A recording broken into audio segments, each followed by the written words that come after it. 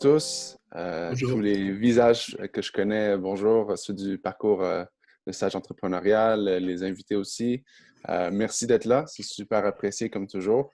Donc aujourd'hui, on a une thématique qui pour moi sort un peu plus, un peu de ma zone de confort typique. Tu sais, normalement, on parle de modèles ou d'outils technologiques ou en innovation. Là, c'est plutôt en mode témoignage ou en mode apprentissage que j'ai accumulé à travers les années sur comment que je fais concrètement dans ma vie d'entrepreneur et comment les gens que je connais font pour demeurer sain d'esprit et en santé. Donc, peut-être une petite mise en contexte pour commencer. Euh, Avec la COVID-19 qui nous a frappé il y a quelques mois, puis le confinement qui a suivi, je suis pas mal certain que vous vous identifiez avec les images qui sont là. Donc, soit que vous devez maintenant travailler en mode confinement de chez vous. Bon, certains que ça va moins impacter que d'autres, mais la plupart du monde vont sentir un changement. Donc, et le point qui ressort à travers l'image de gauche qui est un peu plus humoristique, c'est au niveau des attentes qu'on a envers soi-même, que les organisations ont envers nous, que la société a envers nous par rapport à notre travail, par rapport à ce qu'on est supposé être en train de faire, est-ce qu'on est supposé travailler plus, moins, quand tout ça est un peu en train d'être chamboulé. Pour les gens qui auraient des enfants, donc je ne pense pas que c'est le cas. Bien, il y en a certainement dans le groupe, mais l'équilibre entre le travail et la vie de famille est complètement chamboulé. Ça peut prendre plusieurs formes. Personnellement, mon collègue, il vient d'avoir une fille, et puis l'image de droite, ça ressemble à fond à ce qu'il vit. Moi, je suis curieux de savoir, avant de rentrer dans la théorie, dans les idées que je partage, comment ça a affecté votre quotidien? Comment que la COVID, le confinement a affecté votre travail? Donc, il y a plusieurs choses qui ont changé, mais il y a plusieurs réalités qui demeurent ou qui sont même exacerbées par la situation. Donc, premièrement, ce qu'on peut noter, c'est que la ligne entre le travail et le domicile est encore plus floue. Depuis la venue des médias sociaux, depuis les smartphones, depuis 15 ans, c'est déjà de plus en plus flou. Mais maintenant, on est continuellement devant notre écran, on est toujours en train d'être disponible pour le travail. Ce n'est pas nécessairement quelque chose de très sain. Deuxième point qui ressort, c'est que les distractions se multiplient et sont constantes. Donc, à chaque jour, avec ce qui se passe avec la COVID, avec ce qui se passe avec les manifestations, notre Facebook est ouvert, le nombre de distractions est incroyablement exponentiel. Et puis, encore une fois, c'était quelque chose qu'on avait avant la COVID, mais qui s'amplifie depuis quelques mois. Numéro 3, la plateforme des organisations, la performance, excusez-moi, des organisations est encore plus suivie de près. Quand on parle de crise financière, de crise de ressources humaines, ce que ça fait, c'est que les organisations, donc entreprises, OBNL, les équipes, peu importe, qui doivent continuer à rouler, à fonctionner, sentent une pression qui est encore plus grande. On se dit, si notre organisation est encore en vie, il faut qu'on performe, on ne peut pas prendre un risque de perdre des employés. Donc, on a cette pression-là qui est encore plus forte. Puis numéro 4, à travers tout ça, parce qu'on est distrait, parce qu'on travaille plus, parce qu'on perd nos habitudes et nos routines, et parce qu'on est stressé par le travail, on néglige notre santé, notre bien-être à travers tout ça. Donc, avec ces constats-là, là, je vous laisse la parole, puis je suis curieux de savoir, pour vous, à quoi ça ressemble une bonne journée et à quoi ça ressemble une mauvaise journée depuis la COVID. Puis peut-être que si vous pouvez donner un peu de contexte à pourquoi c'est une bonne journée, pourquoi c'est une mauvaise journée. Super. Ben, moi, je peux parler, là. Vas-y. Merci Marie-Pierre. Une bonne journée, c'est quand je me lève à l'heure que j'avais dit. OK, good. Ça Euh, commence bien. ouais. Au début, c'était plus difficile. Après ça, que je m'entraîne, que je fais de la méditation, puis que je prends quand même du temps pour faire autre chose que juste travailler. Ça, c'est pas mal une bonne journée. Que je me sens comme accomplie. Genre, si j'ai juste travaillé toute la journée, je me sens pas accomplie. Good, j'aime beaucoup les éléments que tu dis. Ça résonne avec ce que je crois. Puis une mauvaise journée, ça m'a quoi? Une mauvaise journée, que je suis pas capable de me lever. Parce que je suis pas genre quelqu'un qui se lève tard habituellement. Fait que là, quand j'ai commencé à faire ça, je me sentais pas bien, là. OK. Fait que sinon, de pas être efficace, là, pas trouver que je suis efficace. Soit comme juste rien faire, aller souvent sur Facebook, comme juste pas faire ce que je dois faire. Ou sinon, si je travaille trop aussi, je je trouve que j'ai rien fait de ma journée à part travailler, mais j'ai rien fait sur moi, fait que moi, ça me démotive aussi. OK, cool. Merci. Ça semble faire beaucoup de sens. D'autres témoignages? D'autres idées?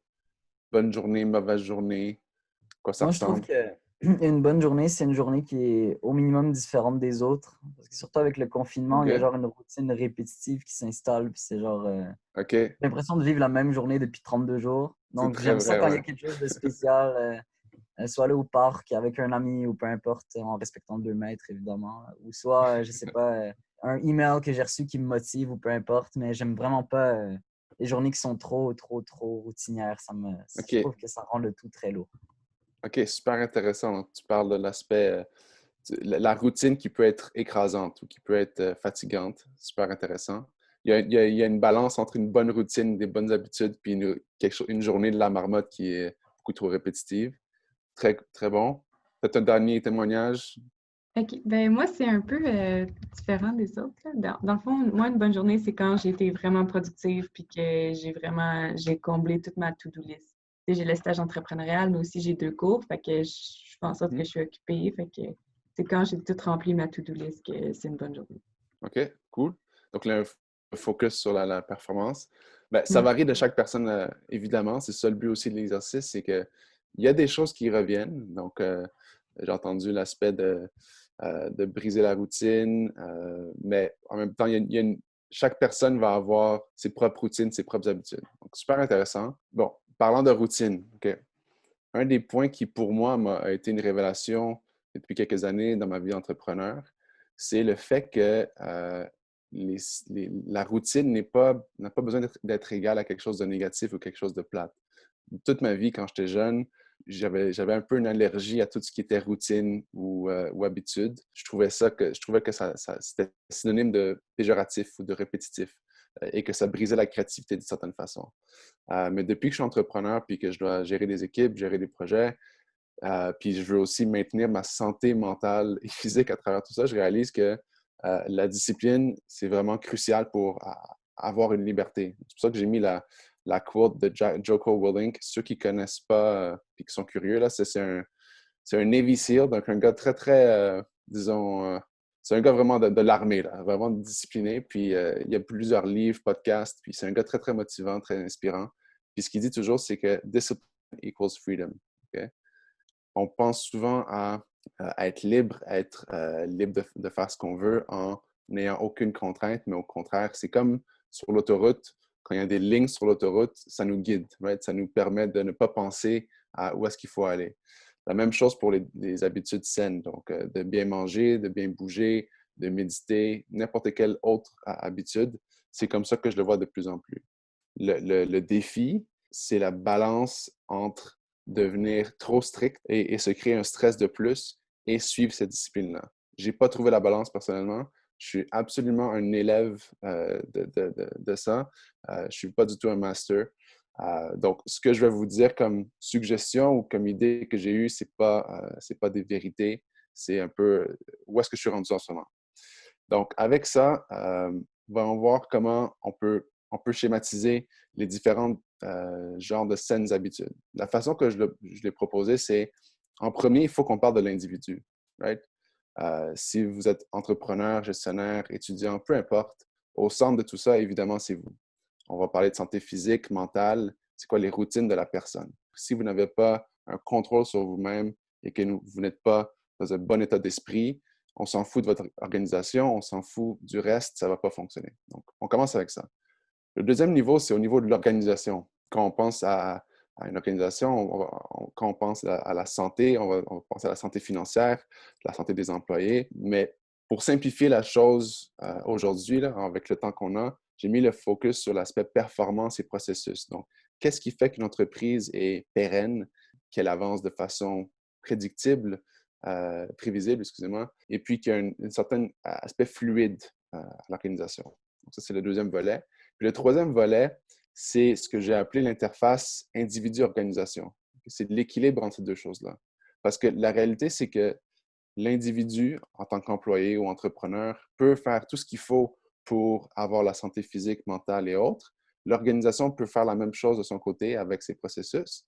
Mais s'il n'y a pas un dialogue, c'est pour ça que j'ai utilisé le mot interface, s'il n'y a pas un dialogue entre l'individu et l'organisation de façon continue et qu'il n'y a pas certaine communication entre ces deux volets-là, ben, on perd l'équilibre. Et c'est vraiment cette interface-là qui est difficile. Puis, je le rappelle, avec la COVID, avec le confinement, c'est cette interface-là, individu-organisation, qui est vraiment mise au défi, qui est vraiment la chose qu'on veut résoudre. Donc, avec ça, on va rentrer dans la première série d'habitudes que je propose, donc au niveau de l'individu. En passant, un petit disclaimer, les genres d'habitudes ou de routines que je vais partager vont sembler peut-être cheesy ou de base. Ça me surprend en l'écrivant, là, mais sachez que c'est souvent celles-là qui ont le plus grand impact. Donc, comment je les séparer au niveau des saines habitudes de l'individu? Je les séparer en deux volets, santé physique, santé mentale. Premier point important à noter, c'est que, comme vous savez certainement, la santé physique et la santé mentale, c'est un tout. Donc, vous le savez, si vous avez une bonne journée, vous faites un bon workout, soudainement, votre esprit est un peu plus calme, un peu plus contrôlé et vice-versa. Okay? Donc, je ne suis pas psychologue, j'y vais avec vraiment la base. Si on y va au niveau de la santé physique, le plus gros point que je pourrais dire, puis je vais mettre une emphase immense là-dessus, c'est dormez, dormez, dormez, protégez votre sommeil à tout prix, 7 à 8 heures par jour. Il y a des mythes, des gens qui vont dire qu'ils sont corrects, ils peuvent dormir 5 heures puis ils sont chill, ils sont corrects.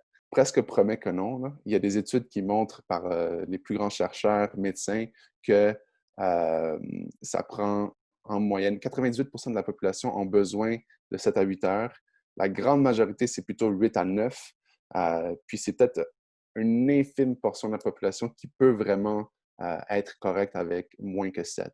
Je ne suis pas expert encore une fois, mais si vous voulez des références, à la toute fin de la présentation, j'ai mis des livres, des podcasts, des références pour ça. Le graphique que vous voyez à droite est vraiment percutant pour moi. Ça montre le nombre d'heures moyen par personne depuis les années 1942 jusqu'à 2013. Puis ça a continué à baisser en 2020. On voit qu'on passe de 7,9, donc 8 heures qui était la moyenne qu'on souhaite avoir en tant qu'humain, à 6,8. Ce delta-là de 1 heure de moins, qui est environ 12 à 15% de moins de sommeil, ça a un impact majeur sur la santé, sur la concentration, sur notre capacité à faire l'activité physique, sur notre patience. Je ne vais pas rentrer dans le détail parce qu'il y a beaucoup de ressources là-dessus, mais je vous pousse fortement à avoir n'importe quel genre de façon à protéger votre sommeil. Donc, ça veut dire avoir une routine sur l'heure de sommeil claire. Je dors à 11 heures, je me lève à 7. Ou fermer les lumières après une certaine heure. Chez nous, dans l'appartement, ce qu'on fait, c'est à partir de 8h30 le soir, on va tamiser toutes les lumières. On va vraiment s'assurer que l'appartement est dans un mood qui va prôner le sommeil. Par exemple, dans la chambre, moi, je suis un peu obsessif avec ça, mais j'ai mon Apple TV qui a une petite lumière qui illumine la chambre. Avant de dormir, je la bloque. Right? Je protège vraiment mon sommeil, puis c'est quelque chose que j'ai appris à faire récemment.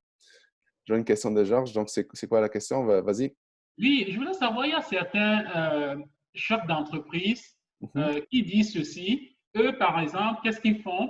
Ils travaillent intensément pendant peut-être un mois et demi. Puis ils dorment 4 heures par jour et après, ils se prennent des vacances. Bon, comment ça se situe par rapport à ce que tu nous dis?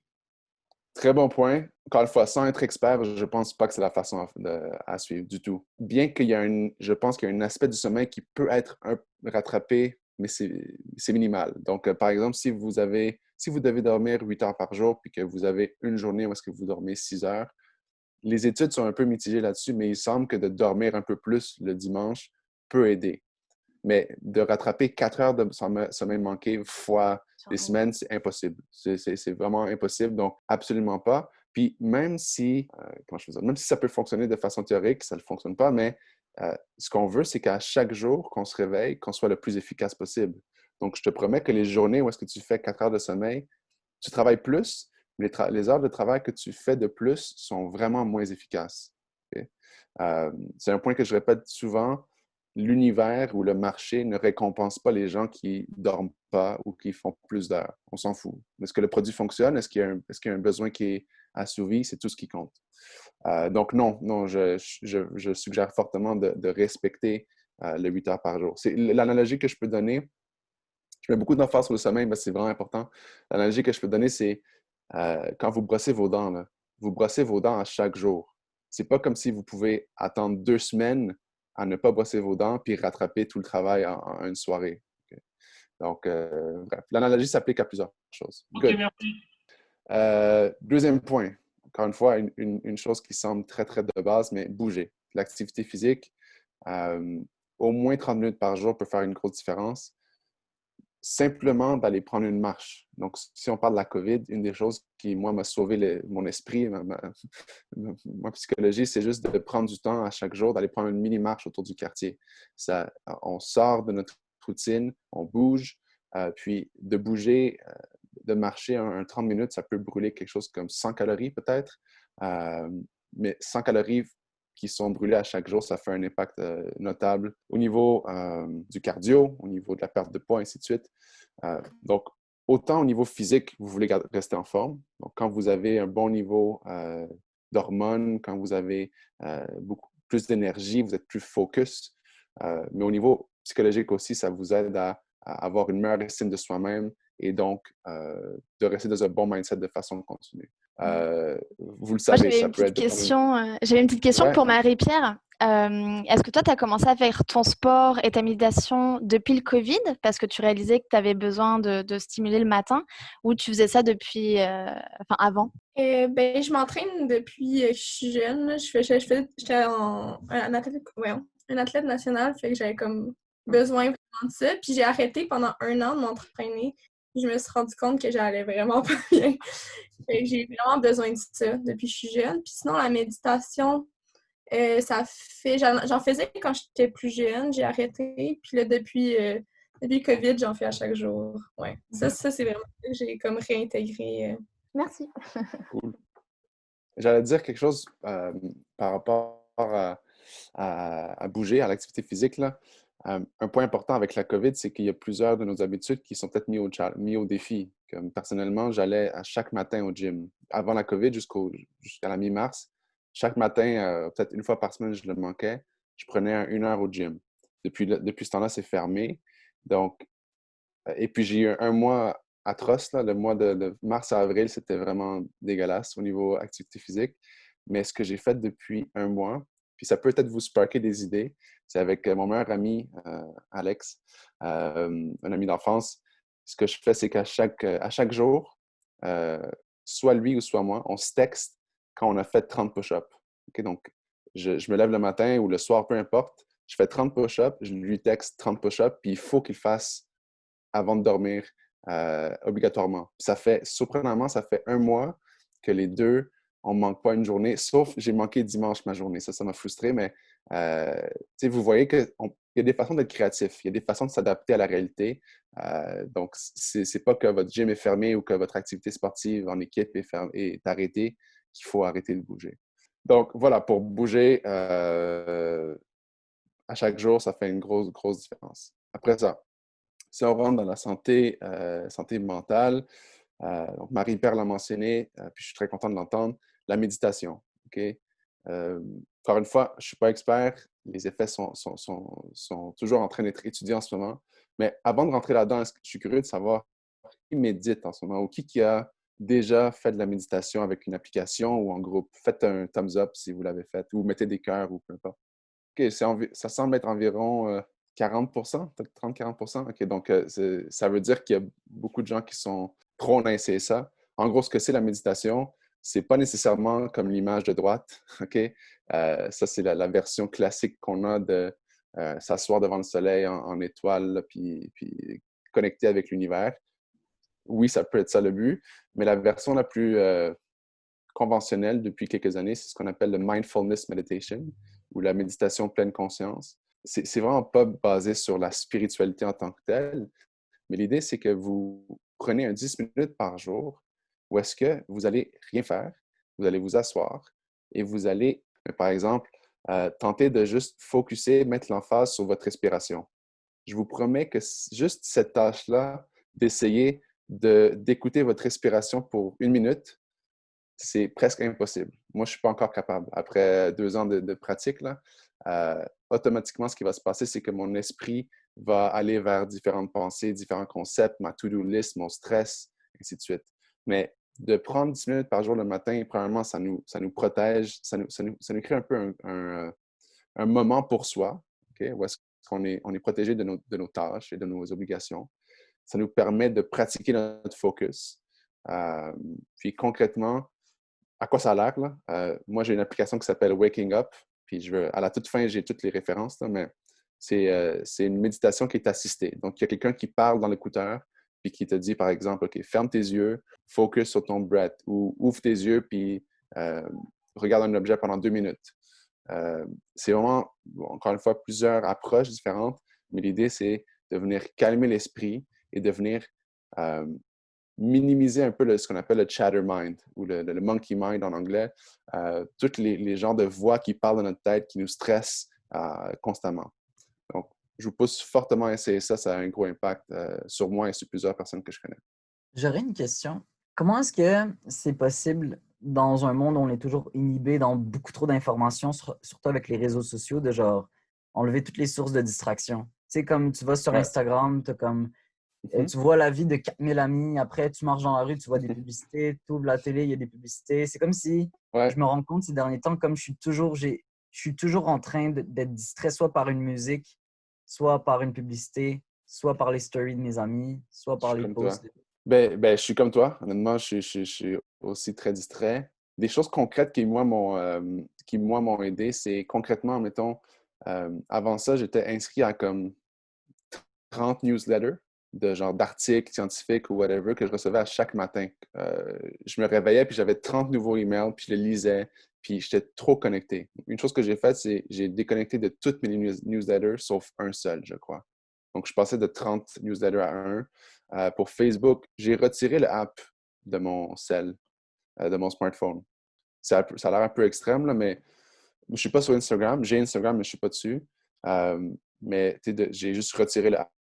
Au début, c'est difficile. Il y a comme une période de sevrage, mais il y a une façon de diminuer la distraction. Une façon qui peut être utile pour, mettons, tout ce qui est Instagram ou Facebook, c'est de se dire, OK, je vais prendre un 20 minutes par jour pour vérifier pour aller checker mon Instagram ou mon Facebook versus l'avoir constamment ouvert. Donc, c'est vraiment de venir faire des blocages, de faire de mettre dans son horaire cette période-là de chillage sur les médias sociaux. Ces plateformes-là sont faites en sorte que même si tu te donnes un budget temporel de 20 minutes par jour, ben en gros, dès que tu commences à être connecté sur l'application, le design de l'application est fait exprès pour que tu restes dessus au maximum. Ouais. Le contenu, dès que tu scrolls, dès que ça recharge, il y a toujours du nouveau contenu. Là, tes amis voient que tu es connecté, donc ils t'écrivent, donc tu te lances dans une conversation qui dure plus ou moins 30 minutes. Ouais. Là, c'est comme si c'est hyper difficile de faire comme, OK, 20 minutes, puis à la fin du 20 minutes, tu fermes l'application. Puis... Ouais, non, honnêtement, c'est difficile, mais je vois des étudiants qui écrivent, tu peux mettre un temps limité par application sur ton cell. Il y a différentes approches, mais honnêtement, je pense que ça revient beaucoup à un mindset puis à une pratique. Je n'ai pas la solution, pour être franc. Moi aussi, je tombe là-dedans. Donc, c'est ça. J'étais rendu où? Ouais, méditation. Et le deuxième point, c'était d'écrire 5 minutes par jour. Okay? Donc, encore une fois, ça semble très spirituel, là, mais une des façons qui m'a beaucoup aidé puis qui m'aide encore, c'est le matin, après ma méditation, je prends 5 minutes, j'ouvre mon app, Bear spécifiquement, puis j'écris c'est quoi mes intentions pour la journée, c'est quoi qui me stresse, qu'est-ce qui se passe dans mon esprit, mes to-do list, okay, les choses qu'il faut vraiment que j'accomplisse dans la journée. Je prends le temps de l'écrire de façon concrète. Parce que ce qu'on n'écrit pas, ce qu'on ne prend pas le temps d'écrire sur papier, ça va nous revenir dans notre esprit continuellement. Et donc, ça libère l'esprit, ça permet d'être beaucoup plus focus. Donc, je vous pousse fortement à faire ça. Puis, le dernier point, c'était de fermer l'écran. Encore une fois, je ne suis pas un expert de ça. J'ai tendance à trop être proche de mon smartphone, mais il faut pouvoir le faire. Il faut pouvoir, par exemple, après telle heure, mettons 9h30 le soir à la maison, je mets mon smartphone dans mon tiroir. Donc, je ne le vois pas le soir. J'ai des exceptions, mais l'idée, c'est de le bloquer pour la nuit. Ça a l'air niaiseux, mais durant la nuit, encore encore une fois, pour protéger son sommeil, une des façons de faire ça, c'est minimiser la lumière. Donc, je ne veux pas avoir le smartphone, je ne veux pas qu'il y ait de notifications, je ne veux pas qu'il y ait n'importe quoi qui va venir me distraire à ce niveau-là. Puis, bien sûr, tout ce qu'on vient de dire par rapport au temps limite des applications, bloquer des sites web, se donner une habitude de visiter nos plateformes préférées versus l'avoir toujours ouvert. Encore une fois, je n'ai pas de solution exacte, mais le fait de fermer les écrans, c'est un gros impact. Il y a plusieurs études qui montrent que le taux d'anxiété, le taux de distraction, le taux de stress est augmenté énormément quand, par exemple, on surconsomme les médias sociaux. On voit notre ami qui semble avoir la plus belle promotion du monde ou sa vie est super belle, puis on se compare, puis on se dit ça va pas bien. Donc, il faut vraiment minimiser et protéger l'influx d'informations qui va rentrer dans notre propre esprit. Donc, sur ça, c'est les habitudes au niveau de l'individu. Donc là, je suis curieux de savoir, c'est quoi vos habitudes, c'est quoi les routines au niveau de l'individu, de vos vies que vous utilisez, qui ont le plus grand impact sur votre bien-être? Moi, je pense que c'est faire du sport le matin, ça m'aide. Parce qu'avant, j'en faisais le soir, puis l'avoir déplacé le matin, ça m'a vraiment aidé. Good, le sport. Quoi d'autre? Ça peut être des choses qui ne sont pas sur la liste que j'ai présentée là. Toi, tu parlais d'écrire. Je trouve ça super d'écrire aussi, mais aussi de dessiner. Moi, ce qui m'a beaucoup aidé dès le début du Covid, c'était de dessiner. J'ai fait un atelier mandala juste avant le confinement. Et j'ai pas arrêté. Le mois de mars, avril, j'ai pas arrêté. Mais impossible parce que j'étais sur le parcours, évidemment. Mais oui, dessiner, je trouve que ça aide beaucoup.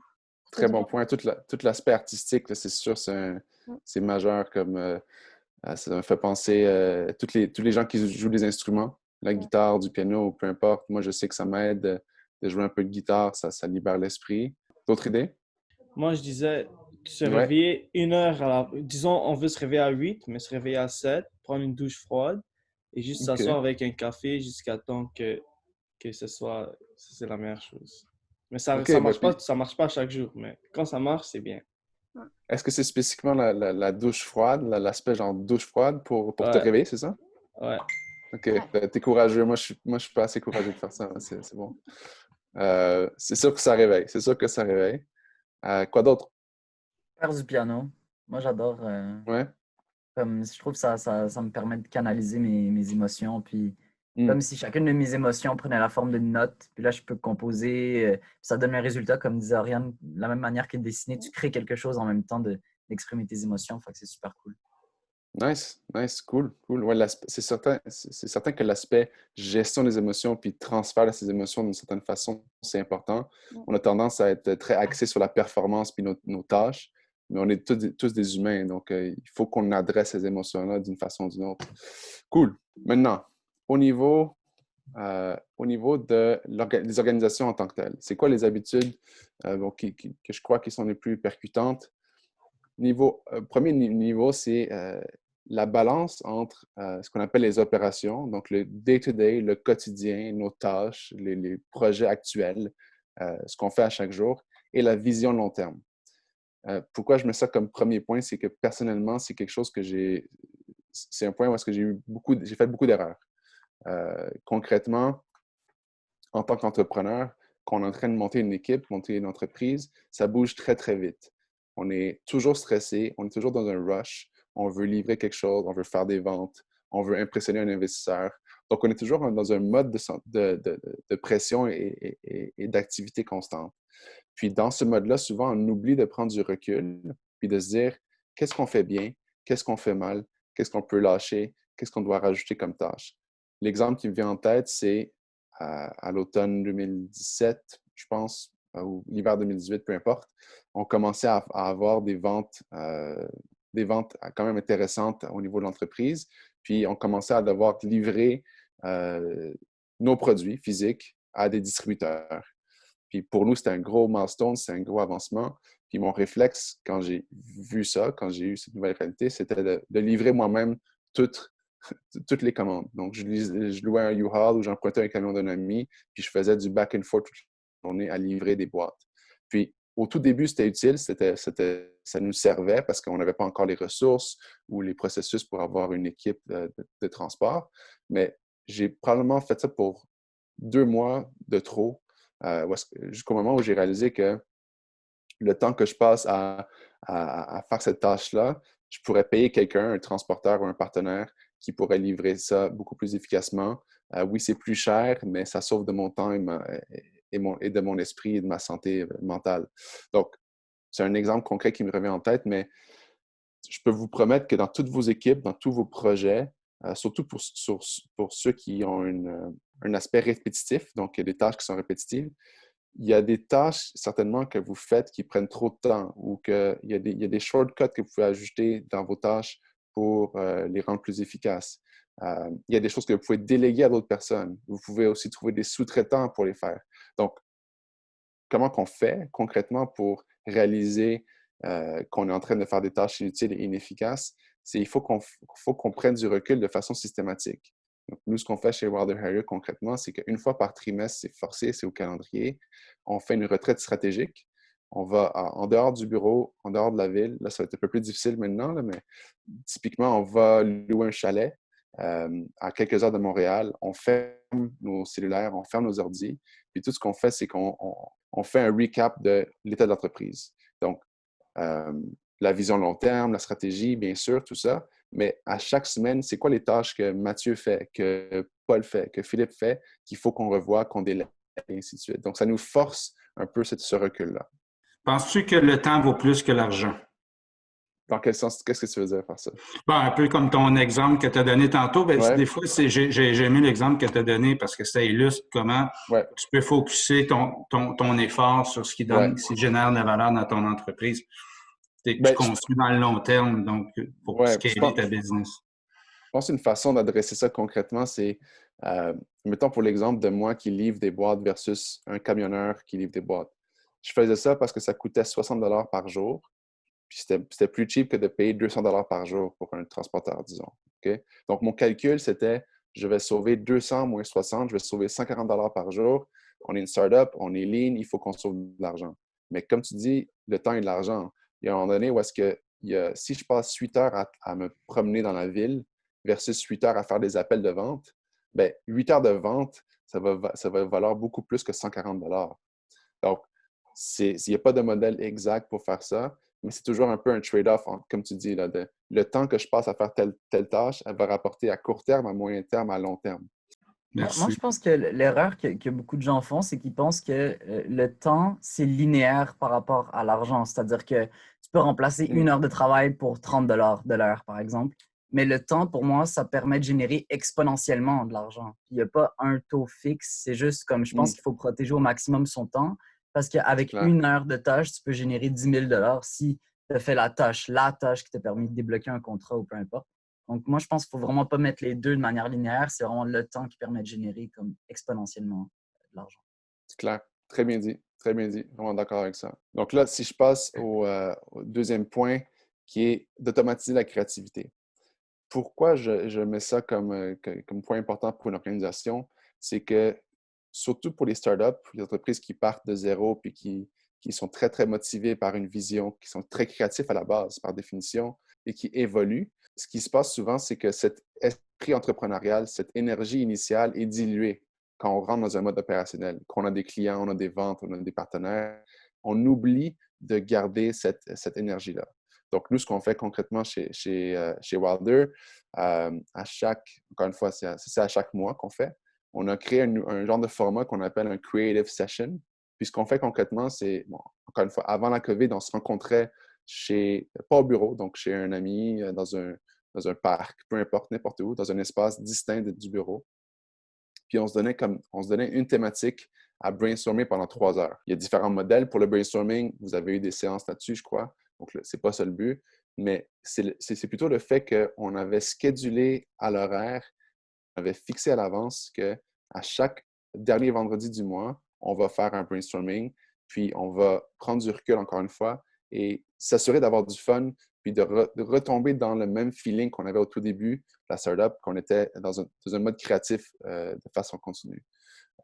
Donc, encore une fois, le modèle, peu importe, mais c'est le fait de prendre du temps à l'avance pour rester créatif, parce que les organisations les plus saines, les plus innovantes, les plus performantes sont non seulement performantes au niveau opération, mais sont performantes au niveau opération, mais au niveau innovation, au niveau créativité. Puis C, j'ai écrit coordination versus exécution. Ça rejoint un peu le point A par rapport aux opérations versus le long terme, mais c'est plus d'un point de vue hebdomadaire. Vous êtes surpris de voir comment beaucoup de startups, plusieurs organisations, et incluant la nôtre, la mienne, au tout début, on n'avait pas de structure. Plus que c'est très fluide, c'est très dynamique, on est très réactif, on n'est pas proactif. Donc, les tâches, on les accumule de façon pêle-mêle. Chacun avance à son rythme. Ça a l'air niaiseux, mais si on veut avancer de façon efficace, il faut qu'on prenne le temps, par exemple, à chaque semaine, de faire une rencontre d'équipe où est-ce qu'on va aligner les tâches de tous les membres. Et puis, par la suite, de laisser la place à chaque employé, à chaque fondateur, peu importe, de travailler, d'exécuter. Une chose qui revient souvent dans les analyses de manque de performance des équipes, c'est soit qu'il y a trop de coordination ou soit qu'il n'y en a pas assez. Encore une fois, le sweet spot est vraiment difficile à trouver. Si vous passez à chaque semaine 8 heures à faire un meeting pour planifier la semaine, bien, vous venez de gaspiller plein d'heures d'exécution, plein d'heures où vous pouvez faire des ventes, vous pouvez développer vos produits. Donc, il n'y a pas de bonne réponse. Chaque équipe, selon sa taille, selon son évolution, va avoir différentes façons. Chez Wilder, on a encore 5 personnes, on a encore une petite équipe. Donc, une rencontre par semaine, ça suffit. Les organisations qui sont 50, 100, 200 ou qui ont plusieurs sous-équipes vont peut-être nécessiter plus de rencontres. Mais sachez que c'est quelque chose qui a un impact énorme sur la productivité de l'entreprise ou de l'organisation. Donc là, encore une fois, je vais vous laisser la parole. Je suis curieux de savoir, c'est quoi, donc là, dans vos cas, ça va être plutôt des travaux d'équipe ou les stages que vous avez faits, n'importe quelle implication que vous avez. C'est quoi les best practices ou les choses que vous avez vécues qui ont été comme très positives pour vous, qui sont des bons exemples de routine d'organisation? En ce moment, nous, on a une rencontre par semaine avec notre professeur. Fait que ça fait que, comme on a des tâches pour la prochaine semaine, puis aussi les tâches qu'on a faites durant la semaine sont comme dues pour ce jour-là. Donc, ça fait qu'on est productif parce qu'on a des objectifs. Une fois par semaine, ça dure combien de temps la rencontre? 1h30 environ. Mais c'est toute l'équipe, comme on voit tous les projets de tout le monde dans le laboratoire, un peu, mais qui participent au nôtre. Là. OK. D'autres routines? Ben nous, à chaque jeudi, on a un rendez-vous avec notre patron, on va dire. Et après, ça dure environ 1 heure aussi. Et après cette réunion, on fait toujours un genre de feedback, nous 3 ensemble. Et on se retrouve toujours à faire, en début de semaine, une autre réunion pour s'assurer de ce que chacune va faire, de ce qu'on va faire pour le restant de la semaine. Donc, toujours le jeudi à 2 heures, on a une réunion. Puis c'est ce qui fonctionne le plus pour nous, parce qu'ils sont quand même assez occupés, vu que nous, il est médecin, donc c'est un peu compliqué avec le COVID, puisqu'il y a des heures qu'ils doivent faire à l'urgence. Parfait. Ben, aussi, pour compléter ce que Khadija vient de dire, on a aussi un Slack. Fait qu'ils nous demandent de l'utiliser au moins une fois par jour pour qu'ils soient au courant de ce qu'on fait. Puis on pose nos questions là-dessus. Puis c'est vraiment... c'est super bien organisé. Là, puis on sait justement où aller poser nos questions puis où aller chercher notre information. Ça, c'est un très, très bon point que je n'ai pas adressé, là, mais c'est certain que la communication claire, avoir des channels de communication très clairs à travers l'équipe, c'est crucial, c'est évident. Donc, très bon point pour Slack. Et nous, on a commencé ça cette semaine-là. On a commencé à faire des feuilles de temps parce qu'il y en a un dans l'équipe que lui, il vient de finir son bac. Fait que là, il va se mettre temps plein là-dessus. Puis nous, on est encore aux études. Fait que ça pousse avec une feuille de temps d'être... Tu sais, je ne l'ai jamais faite, donc pourtant, on est une équipe puis on se fait toute confiance. Mais avec une feuille de temps, ça me pousse vraiment à être productive en me disant, OK, ben là, j'ai 1 heure pour faire ça. Comment je peux maximiser cette heure-là? Très bon point, très bon point. Ça, c'est quelque chose que je me suis dit que je voulais essayer. Je n'ai jamais fait, mais je pense que ça peut être très percutant, comme tu dis, de se dire, OK, de 9h à 10h, qu'est-ce que j'ai fait concrètement? Personnellement, ça m'arrive très souvent de réaliser qu'un avant-midi, un mardi, qu'est-ce que j'ai fait là? J'ai fait genre 2 emails là, un appel ici, j'ai rien fait de trop positif. Donc, je pense que c'est une très bonne idée. Autant pour, mettons, partager avec l'équipe, mais même pour soi-même. Comme tu dis, juste de se forcer à écrire qu'est-ce que j'ai fait durant la dernière heure. Je pense que c'est très puissant, très pertinent. Donc, moi, je pense que je vais essayer ça. Est-ce que tu as un outil ou est-ce que c'est juste un fichier Excel, genre simple? Ben, parce que là, on utilise ClickUp. Sur ClickUp, si on décide de ClickUp, genre, ça permet d'assigner les tâches à tout le monde. Puis avec ça, tu peux mettre le temps que tu passes par chaque tâche, mais par contre, ça prend l'option payante. Fait que nous, à date, on fait Excel parce qu'on n'a pas encore assez de revenus pour... En fait, on n'a pas de revenus pour... C'est normal. Ça, c'est mode Lean Startup. C'est parfait, ça. Good. Mais je vais continuer sur la présentation, puis on va voir vos feedbacks à la toute fin. Puis le troisième volet que je voulais partager, c'est ce que j'ai appelé l'interface individu-organisation. En gros, c'est comment on s'assure que l'individu et l'organisation communiquent de façon constante et que ça soit une relation qui soit saine. Puis là, je vais vraiment avec beaucoup d'expérience. Premier point important, c'est savoir communiquer ses limites à l'organisation en tant que personne. Donc, si par exemple, pour vous, ça veut dire que je ne vais pas répondre à des emails avant, je ne sais pas, 9 AM parce que je suis en train de préparer ma journée, bien, il faut que vous le disiez à vos collègues. C'est pas mauvais, c'est juste de faire comprendre. En passant, il faut que vous sachiez que je suis disponible de telle heure à telle heure. Ça peut être autant le début de la journée que la fin de la journée. Puis c'est surtout le fin de la journée, la fin de la journée qui est souvent problématique, puis je m'inclus beaucoup là-dedans. C'est difficile, surtout dans un mode de confinement, parce qu'on n'a pas un bureau fixe, de dire, OK, je ferme l'écran à 6 heures ou à 6h30 ou à 7 heures ou peu importe. Et donc, encore une fois, je suis un cordonnier mal chaussé, mais c'est quelque chose qui a beaucoup d'impact. Si vous lisez les études de psychologues là-dessus, un des problèmes, une des raisons de l'anxiété des entrepreneurs ou des personnes en général, des travailleurs, c'est ce manque de limites-là. On se dit toujours, en train de checker une émission ou on est en train de prendre une marche, puis on se dit, on est supposé travailler ou vice-versa. Donc, il faut vraiment avoir un calendrier fixe de c'est quoi le début, c'est quoi la fin d'une journée. Si on a d'autres limites aussi qu'on veut partager sur, mettons, le samedi, je suis offline. Right? Tu peux m'écrire sur Slack le samedi, mais je ne vais pas répondre. Comme ça, le monde, ils savent à quoi s'attendre, ils ne sont pas offusqués et toi, tu n'es pas stressé continuellement à savoir est-ce qu'ils savent que je travaille, est-ce qu'ils savent que je ne travaille pas. Donc, les limites, c'est vraiment, vraiment important en général. B, c'est gérer son ego. Okay? Donc, je ne sais pas c'est quoi la bonne façon de l'expliquer, là, mais pourquoi j'ai mis ça, c'est que surtout dans un contexte de startup, où est-ce que vous êtes en train de bâtir quelque chose ensemble avec vos fondateurs, fondatrices, en train de prendre des risques financiers, en train de faire des sacrifices sur votre vie personnelle, de faire des gros moves ensemble. Souvent, on va s'attacher à nos idées. Ça, je l'ai vécu très, très souvent avec mes collègues qui sont des très proches amis à moi. Mettons, je propose une idée ou quelqu'un va proposer une idée, puis les deux autres ne sont pas d'accord ou ils trouvent que ce n'est pas une bonne idée. Un des premiers réflexes que j'avais quand j'étais un peu moins expérimenté, c'est de croire que ils rient de moi ou ils attaquent ma personnalité ou ils attaquent ma façon de penser. Mais non, au fait, c'est vraiment une affaire de juger les idées pour ce qu'elles sont. Puis, c'est difficile des fois parce qu'on va se faire shut down. On va, autant au niveau à l'intérieur de l'entreprise, mais même avec des clients potentiels ou d'autres investisseurs. En tant qu'entrepreneur, votre ego vous mène, vous guide dans le sens où vous êtes ambitieux, vous voulez accomplir des choses. Je ne dis pas que c'est mauvais, mais en même temps, ça peut vous revenir dans la face quand vous avez du feedback négatif ou qui est moins dans un bon sens.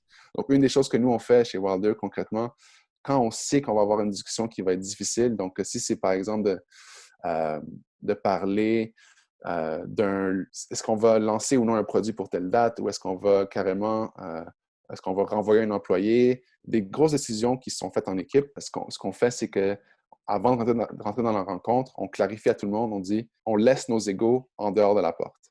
On répète ça très souvent. Là. Quand on sent que ça va être chargé, que ça va être plus difficile, on se le répète. Comme ça, quand on rentre dans la discussion, on se rappelle que c'est juste au niveau des idées. Donc, encore une fois, pas de méthode spécifique, mais juste de se le rappeler en équipe, c'est super important. Ça peut éviter beaucoup de disputes, beaucoup de malaise, beaucoup de frustration. C'est quelque chose de super important à prendre en compte. Le point C, je pense que ça, c'est le plus puissant, c'est le plus important et c'est pour ça que j'ai mis un graphique à droite là-dessus.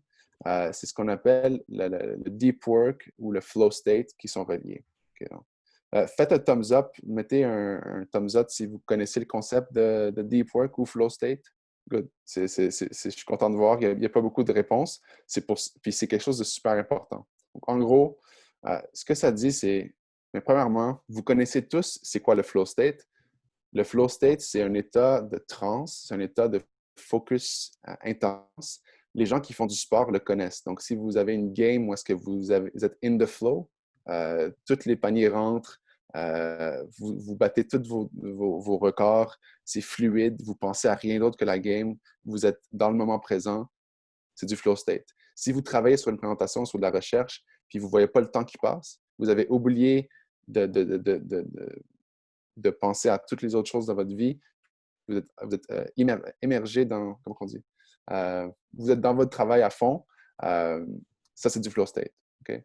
Je ne vais pas rentrer dans la psychologie de ça parce que ça dépasse mon niveau, mais en gros, il y a des recherches de grands chercheurs qui montrent que pour atteindre un flow state optimal, pour trouver ce sweet spot de performance, il faut être sur une ligne mince entre ce qu'on appelle le high arousal, donc l'intérêt mental ou l'excitation mentale haute et l'efficacité.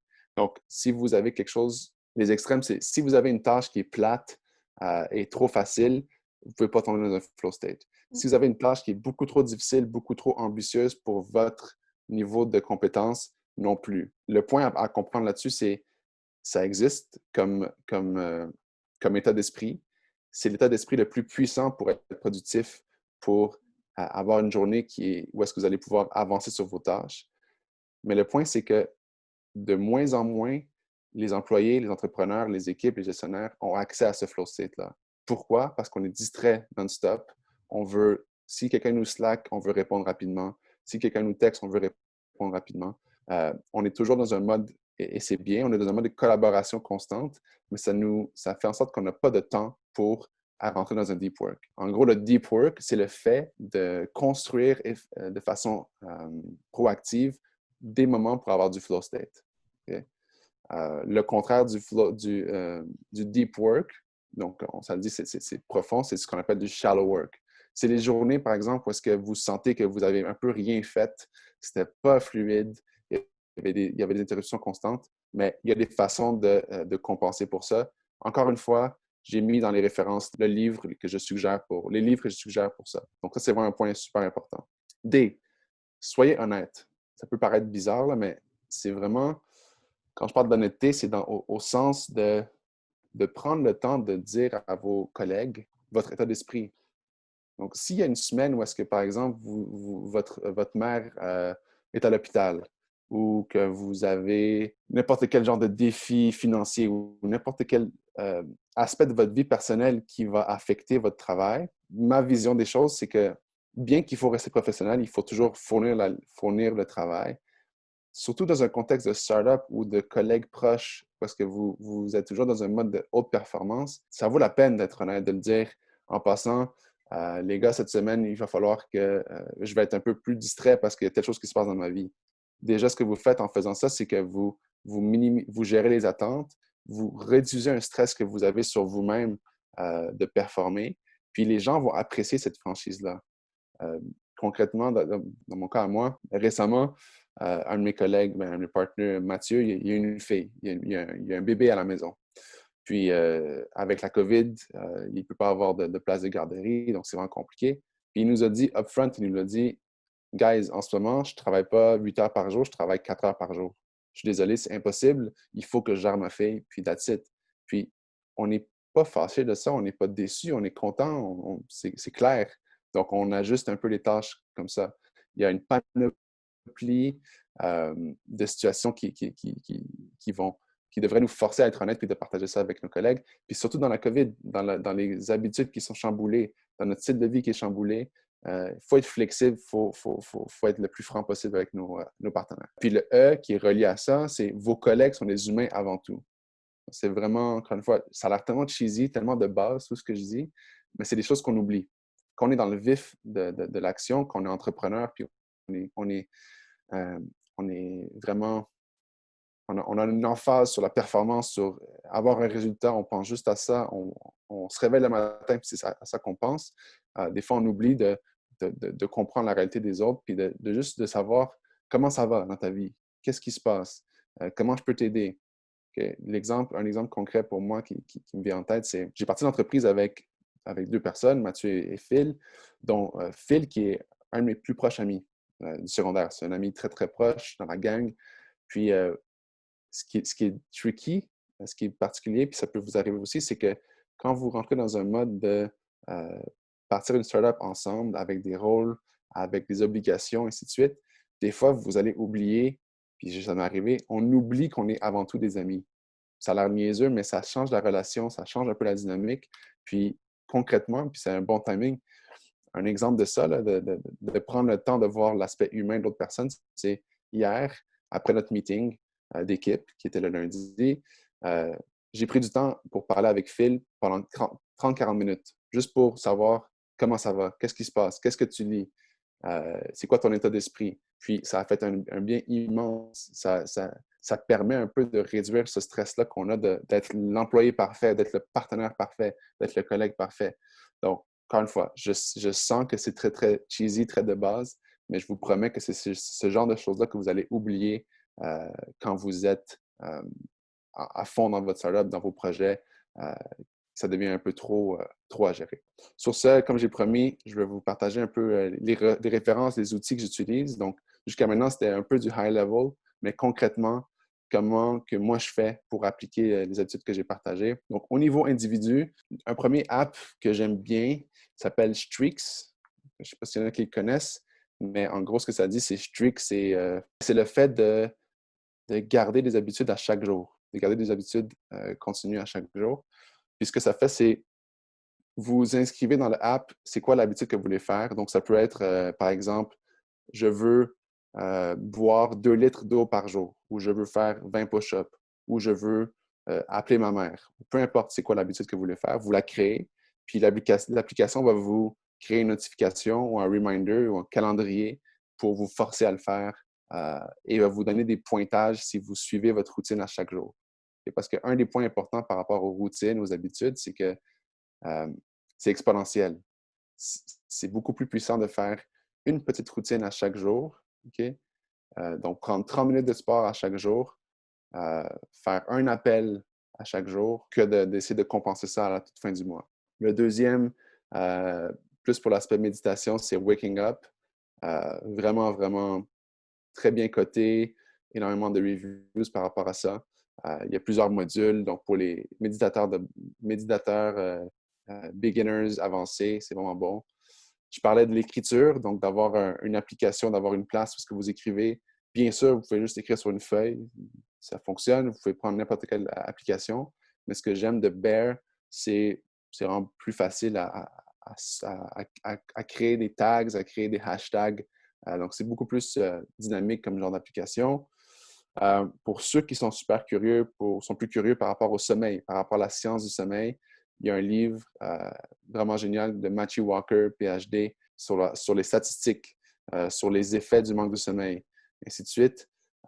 Si vous voulez une version plus simplifiée de toute la science du sommeil et comment c'est percutant pour la vie de quelqu'un, ce gars-là, il a été sur plusieurs podcasts. Donc, si vous allez sur la App Store là, de podcast, puis vous écrivez son nom, vous allez avoir un peu comme le 80-20, donc la base, le core de ce qu'il dit en quelques heures. Donc, ça, je vous pousse vraiment fortement à lire là-dessus si vous êtes sceptique sur la puissance du sommeil.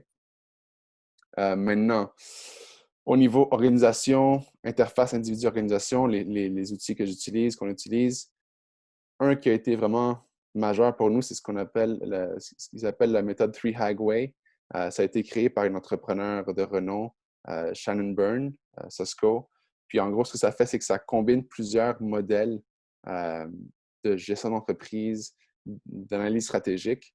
Et c'est vraiment ça qu'on utilise chez Wilder Harrier, puis dans plusieurs entreprises aussi pour forcer une réflexion beaucoup plus long terme versus opérationnelle. Donc, quand on parle de prendre du temps à chaque trimestre pour faire une retraite stratégique et de comprendre où est-ce qu'on en est avec la business, c'est ce modèle-là qu'on utilise. C'est un livre quand même assez dense, là. Donc je dirais pas que c'est pas beginner level, mais c'est quand même très, très pertinent, peut-être pour des startups un peu plus avancés. Sinon, au niveau du deep work, puis du flow state, puis de comment vous pouvez faire pour protéger ce deep work-là, puis avoir un travail effectif, il y a le livre de Cal Newport que j'ai lu qui est super bon, donc en mode audio ou papier. Sinon, pour tout ce qui est, comment vous faites pour gérer les équipes, comment faire pour avoir une relation saine avec le travail. L'expert mondial là-dedans, c'est Adam Grant. C'est un chercheur vraiment brillant. Il a écrit plusieurs livres, dont The Originals, Give and Take. Donc, vraiment, un gars vraiment brillant. Puis son podcast Work-Life Balance, vraiment, vraiment bon. Je vous suggère fortement. Puis finalement aussi, du point de vue vraiment concret, là, comment faire pour créer un flow state quand on travaille. Moi, j'utilise l'app Endel. Encore une fois, sur App Store, n'importe où. Mais ce que ça fait, c'est vraiment basé sur la neuroscience du flow state. Donc, ils utilisent des modèles de AI où est-ce qu'ils font du loop tracking, de feedback, de biomarqueurs pour savoir quel genre de musique, quel genre de son vont pouvoir créer un flow state de focus, de relaxation, ainsi de suite. Ça, c'est vraiment, vraiment puissant. Je pense qu'il y a un modèle payant puis un modèle gratuit, mais je vous pousse fortement à l'utiliser. Donc, ça, c'était pour les références et les outils. Là, je vous laisse la parole pour la fin. Je suis curieux de savoir quel autre outil vous utilisez. Puis sinon, c'est quoi, mettons, les 3 routines qu'on en parlait aujourd'hui qui, pour vous, sont les plus percutantes et que vous pouvez instaurer dès demain? Donc, qu'est-ce qui vous parle le plus? Qu'est-ce qui vous parle le moins? Donc, si on commence avec, c'est quoi les 3 routines que vous pensez que vous devez instaurer au niveau individu, organisation ou autre? Je pense, personnellement, ça serait vraiment plus de trouver une routine qui marche pour moi puis le mettre en place. Je dirais en ce moment, j'ai pas vraiment une routine où je me lève à 7 heures. À 7 heures, je fais mon sport pour la journée, je travaille 3 heures, je mange, je travaille comme, j'ai pas ce genre de structuration dans mes journées. Je suis quelqu'un, je pense que pourrait bénéficier de ce genre de structure. Donc, peut-être de trouver des façons qui marchent pour moi pour mettre en place ce genre de structure. Très bon point. Très bon point. Juste de commencer à avoir la réflexion là-dessus. Puis par rapport à ça, une des façons d'arriver à ces conclusions-là, puis de savoir c'est quoi la routine qui fonctionne pour nous, une des choses qu'ils disent beaucoup, c'est de prendre une journée qui a été bonne dans les 2 dernières semaines, puis une journée qui a été mauvaise, entre parenthèses, puis d'essayer de pick out là-dedans qu'est-ce qui était bon. Donc, si vous dites que vous avez une journée productive, bien, vous allez peut-être sûrement réaliser que c'était parce que vous avez peut-être pris une marche, vous avez eu un appel avec un ami, ou vous avez lu un livre, ou vous avez écouté un podcast. Donc, juste de dig down, d'avoir une méthode où est-ce que vous allez... une méthode un peu d'inspection de ce qui a été bien dans le passé et mauvais dans le passé pour mener à ces routines-là. Puis aussi d'expérimenter, bien sûr. Donc, ouais. Puis je pense que c'est une des choses qui est le plus difficile, d'être capable de prendre ce recul, de regarder tes journées, puis voir c'est quoi qui est bien se passer, puis c'est quoi qui est mal, comme qui est pas bien marché. Puis je pense que c'est le genre de choses qu'il faut noter à quelque part à chaque jour pour être capable d'aller retourner pour voir. Parce que sinon, je peux pas te dire, il y a 2 semaines, c'était quoi ma journée parfaite, comme je me rappelle pas de ça. Ouais. À propos de ça, j'ai une application qui s'appelle 5 Minute Journals. En fin de journée, tu peux écrire les 3 choses qui a fait que ta journée s'est bien passée. Et le matin, tu peux écrire 3 choses que tu veux faire durant la journée qui peut rendre ta journée plus meilleure. Du coup, c'est hyper intéressant à ce niveau-là pour mettre en place ce qui est bien et pas bien. Oui, j'ai souvent entendu celle-là, donc à essayer. D'autres réflexions? Quelle routine vous pensez qui va avoir le plus d'impact pour vous? Ce qu'on a présenté aujourd'hui. Moi, je vais faire comme toi, puis je vais enlever les réseaux sociaux de mon cell parce que je perdais un peu trop de temps là-dessus. Ça prend du courage. Pour une raison quelconque, là, c'est comme un move. On dirait que c'est comme la fin du monde, là, mais je te promets que ça fait du bien. Moi, je suis comme, mais je pourrais plus partager de story, mais je suis comme, OK, mais c'est pas grave. C'est pas très grave, non, c'est pas grave. Ouais. Je sais pas si ça peut aider, mais moi, parfois, pendant 2 heures, je mets mon téléphone en mode avion. Il n'y a personne qui m'appelle, et je vois pas les notifications Facebook, WhatsApp et tout ça. Ouais. Ça m'aide beaucoup à me concentrer. Si j'ai besoin d'un 2 heures concentré, The deep work, là. L'avion. Ouais. Très bon point, très bon point. Moi, comme pour la fin de session, j'avais enlevé toutes mes notifications, comme ça aussi, ça l'aide, parce que tu vas moins aller sur les applications. Oui, c'est clair, c'est clair. Il faut designer un peu son interaction avec ses appareils. Il ne faut pas prendre pour acquis que le fait qu'il y a des notifications à chaque heure, c'est bon. Comme tu dis, il faut les enlever, donc c'est bon. Ben, plus simple, peut-être moi, je me déconnecte de tous les réseaux sociaux sans les supprimer. Je suis jamais connecté sur Facebook, sur mon téléphone ou sur mon ordi. Donc, j'ai juste la notification quand je vais dessus, en fin de compte. Moi, ce que j'utilise comme stratégie, en gros, c'est j'ai remplacé une partie de ce que j'écoute comme musique par des podcasts dans le domaine des affaires, puis tout ça. Puis c'est vraiment comme... Je me rends compte qu'au lieu, quand j'ai fini un chemin en voiture, par exemple, au lieu d'avoir des paroles de rap français qui me restent en tête, j'ai des conseils...